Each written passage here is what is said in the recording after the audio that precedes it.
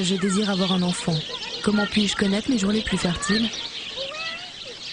Au début de mon cycle, dès le premier jour des saignements commence une phase infertile. Dans une de mes deux ovaires, un ovule commence à mûrir, entouré du follicule, sa bulle protectrice. Il faut 6 jours à l'ovule pour arriver à maturation, ce sera l'ovulation. Les spermatos ne peuvent pas entrer car le col de mon utérus est fermé.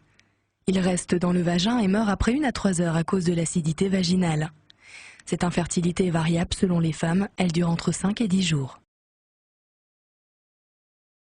Dès le 7e jour environ, mes hormones œstrogènes s'activent dans l'utérus, mais surtout dans le col de l'utérus.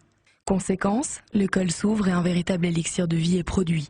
Dès ce moment, je suis fertile pour une durée de 7 à 11 jours. Je le remarque par l'écoulement des pertes, qui ne sont rien d'autre que l'élixir de vie. Son rôle est d'accueillir et de dynamiser la vie des spermatozoïdes, de trier les plus vigoureux et de leur permettre le voyage vers les trompes pour féconder l'ovule.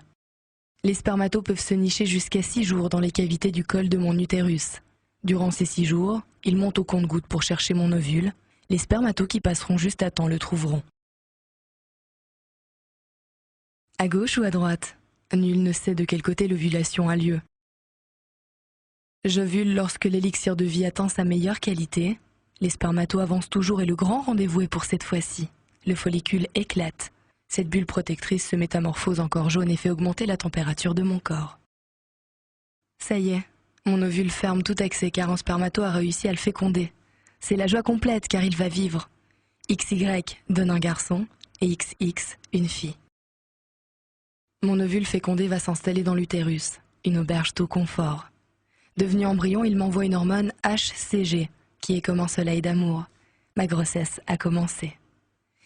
1 semaine après la fécondation, je peux repérer l'hormone HCG par un test de grossesse.